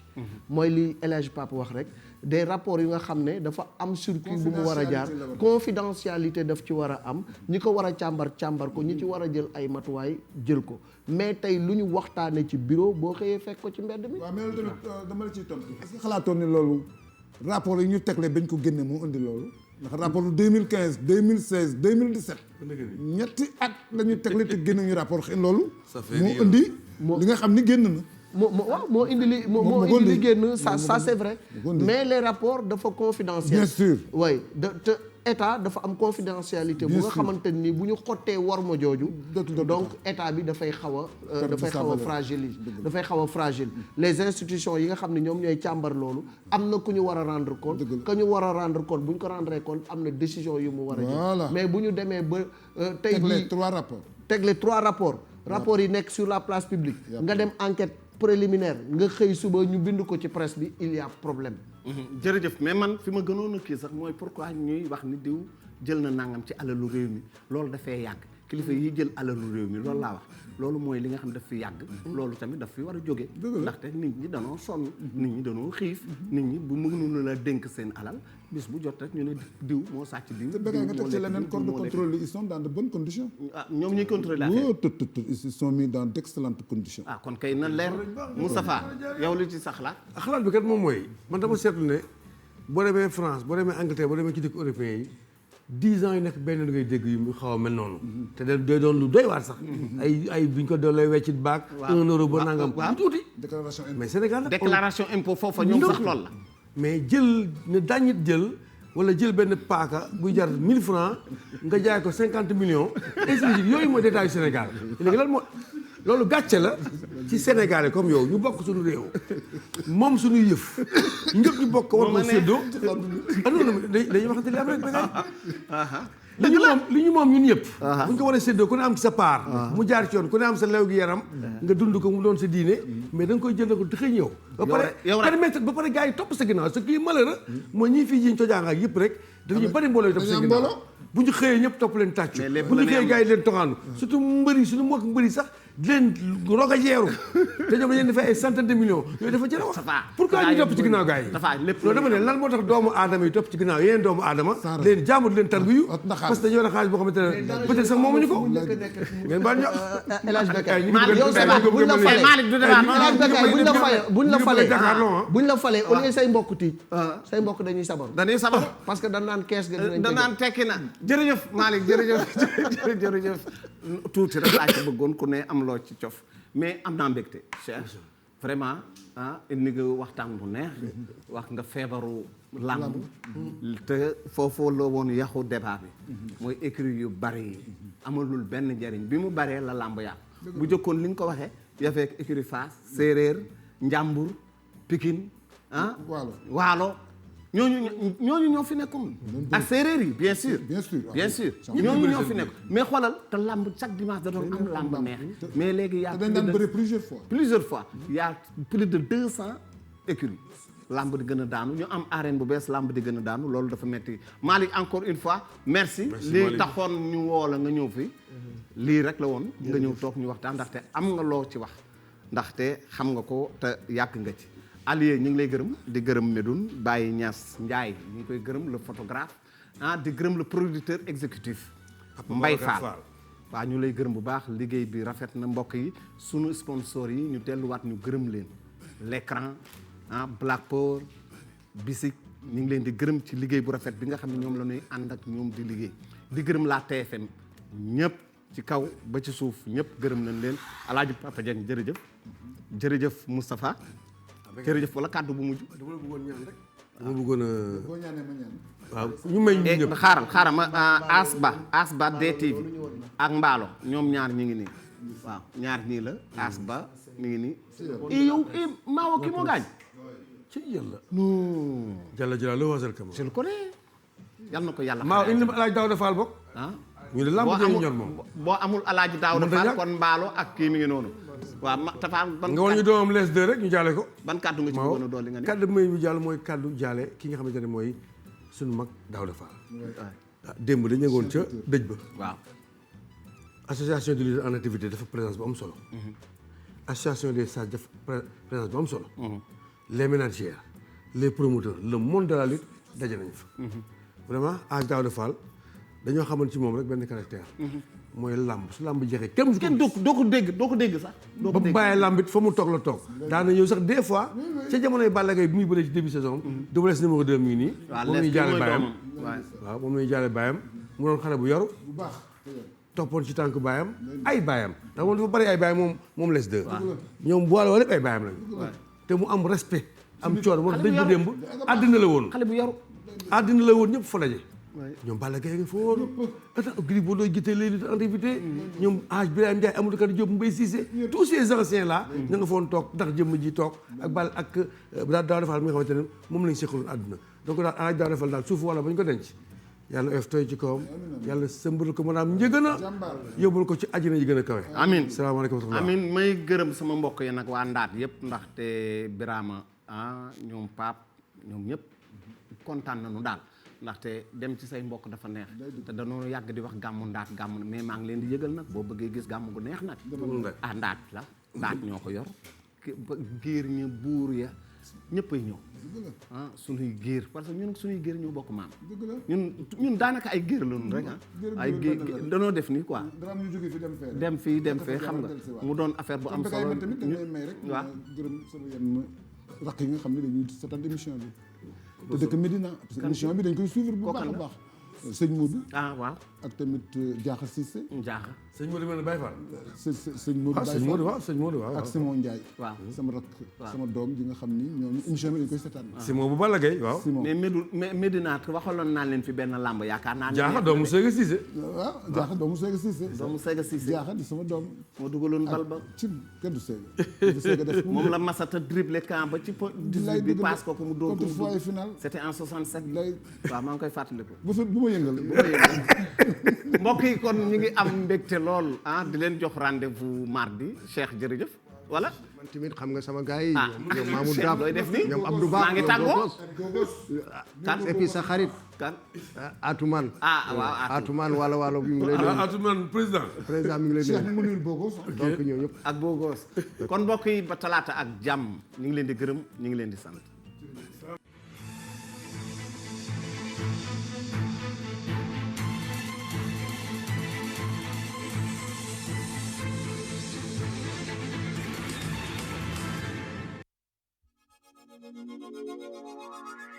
BICIC, Banque Sahélo-Saharienne, pour l'investissement et le commerce. Black Power, boisson énergétique, l'écran, meew bi xew ci jamono ñoo leen doon may seen émission L'Œil du Tigre.